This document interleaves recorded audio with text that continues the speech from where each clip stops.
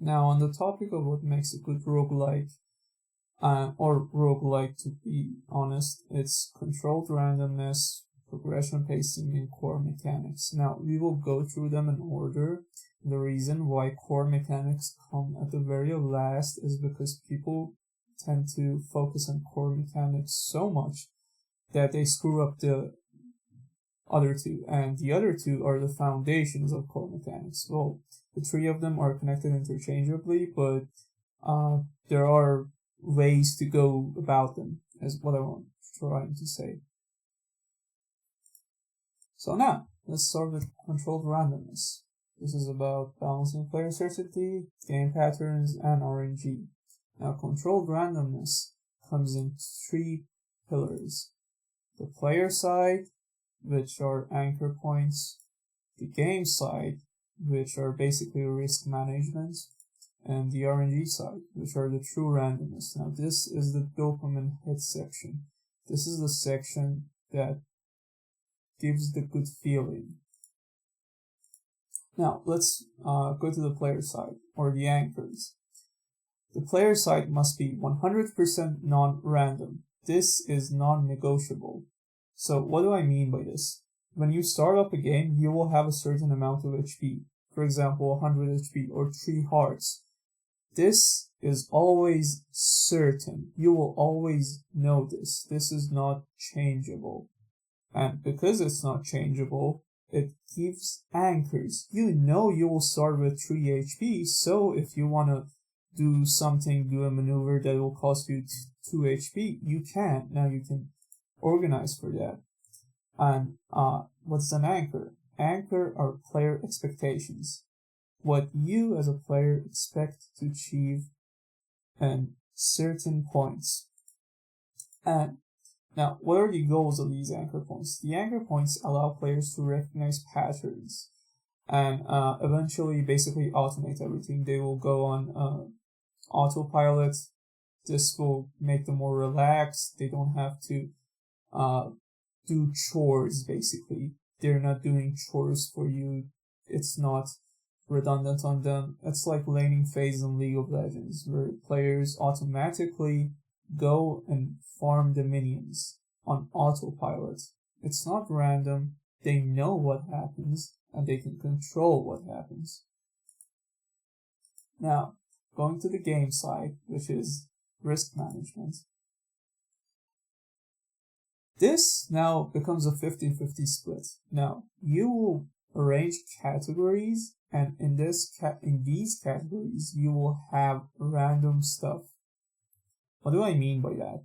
Imagine Yu-Gi-Oh! Or Pokemon card packs. You know the card pack will include a limited pool of cards.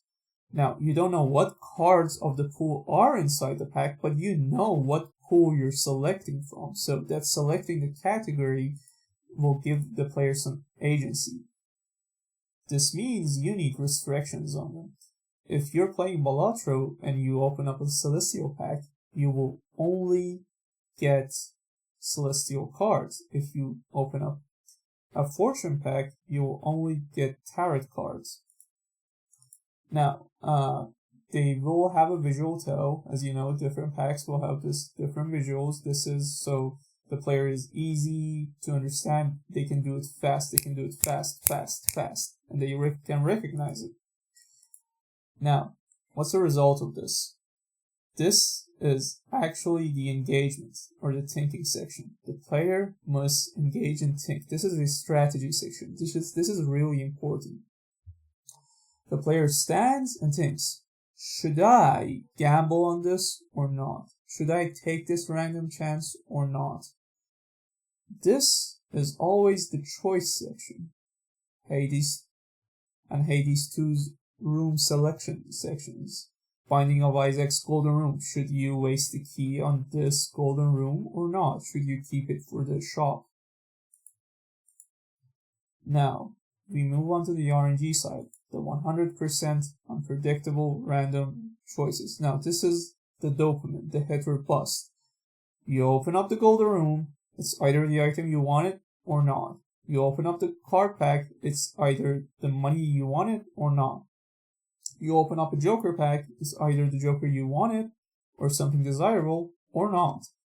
Now, this is 100% unpredictable. However, we should give some agency to the player to sway these, like 2 times the chance of certain cards appearing, removing certain cards or certain items from the pool.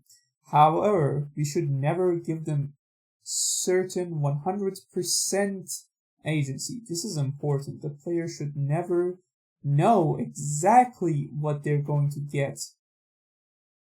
Because if you do this, you're redundantly destroying the dopamine hit. Now, what's the result of this?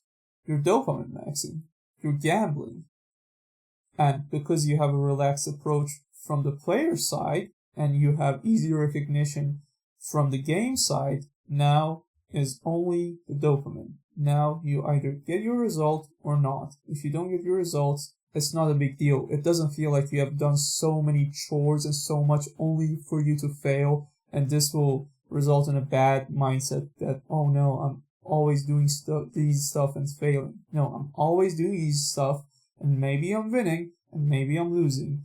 And it's better to have a 70% chance of winning in general and sway the chances for the player's build, because this will create a better sense of a better mindset for the player, right? Now, let's look at a good example versus a bad example.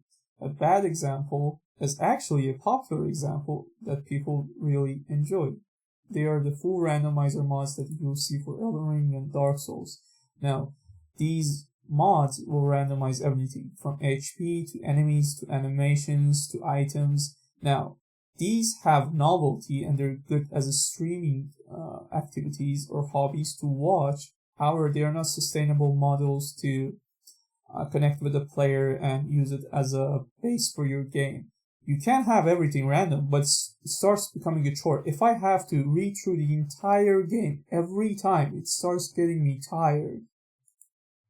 Right? Now, the good example. The good example is a Balatros shop. You will always know after each encounter, you will have a shop. This is a certainty, and you know how the money calculations will happen. And you know the price range of cards. Now, there might be an $8 card, there might be a $4 pack, but you know it's either 4 or 8. It can't magically be 20.